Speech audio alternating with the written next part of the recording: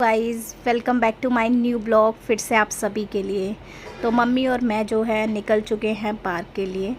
तो अभी आप लोग देख रहे होंगे कि हम जिस रास्ते पे हैं वो मेरे घर का रास्ता है और ये भी वॉकिंग काफ़ी है।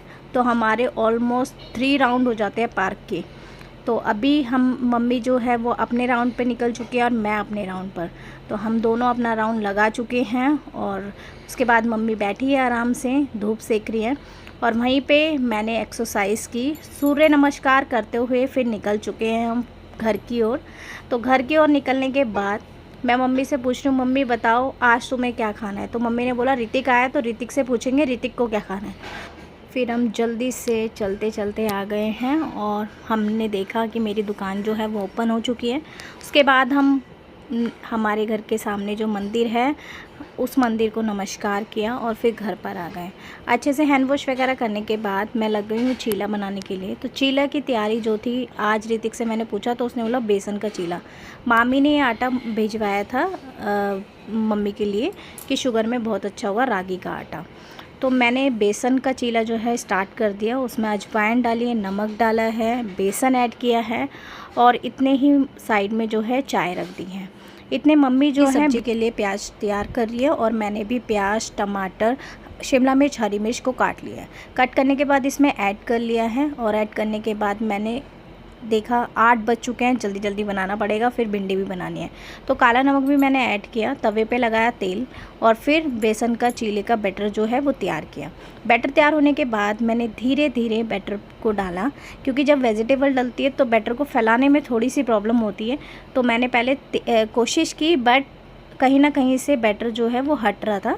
तो इसीलिए मैंने हल्के हल्के से उसको बिल्कुल सर्कल शेप दी और हल्के हल्के से उसको फैलाना स्टार्ट किया कि वो थिक ना हो जाए कहीं से भी, क्योंकि जब थिक हो जाता है तो वो खाने में अच्छा नहीं लगता है।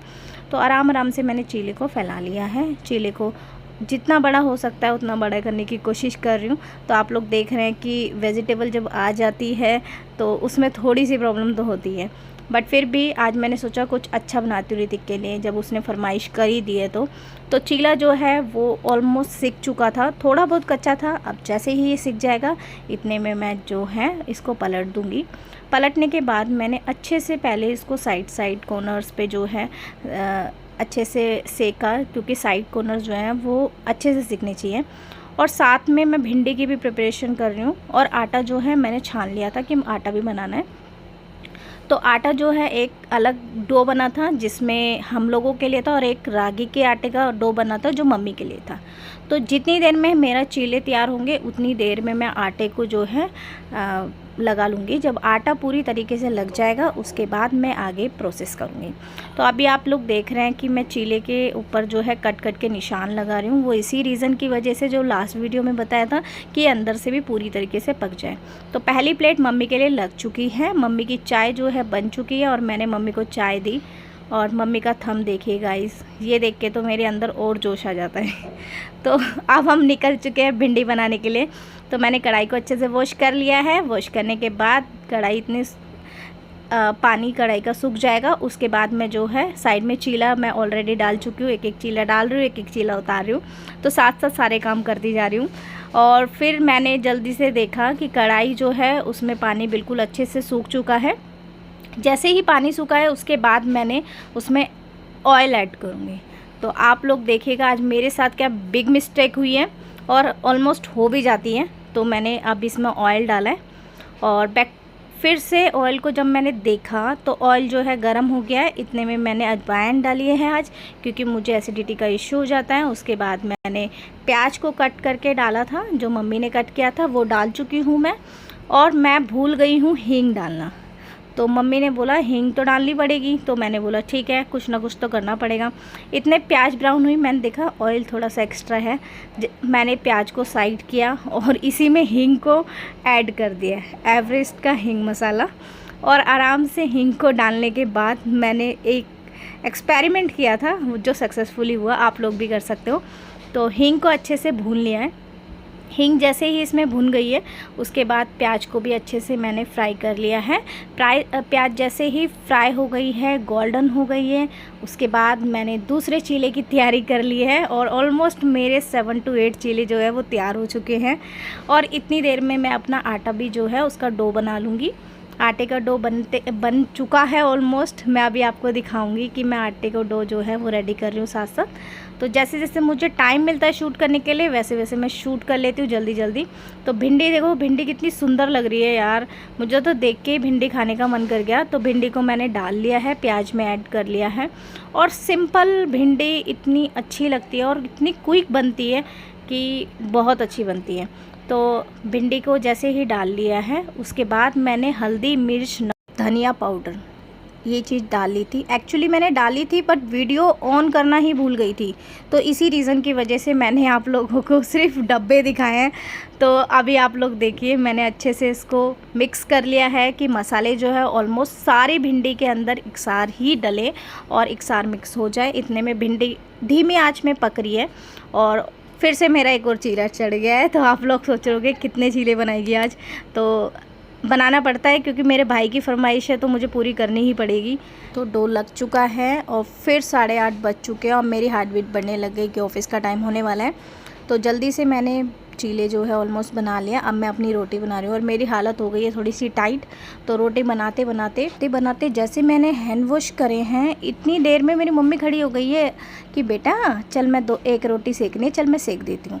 और ऋतिक जो है ये मेरी एक्टिंग कर रहा है। मैंने बोला ढंग से खा ले चीले को, तो ये एक्टिंग कर रहा है। और मेरा भाई जो है वो देखो, मैंने बोला ऐसी स्माइल करनी तुझे मेरे ब्लॉग में। तो ये दोनों के दोनों मेरे मजाक उड़ा रहे हैं कि तू एक नकली ब्लॉगर्स है। तो आप लोग बताइएगा, मैं नकली ब्लॉगर्स नहीं हूँ, बन जाऊँगी धीरे धीरे आप लोगों के सपोर्ट से। तो भाभी आ चुकी हैं और भाभी तैयार होके आ गई हैं, उनको जाना था कहीं तो वो निकल चुकी हैं।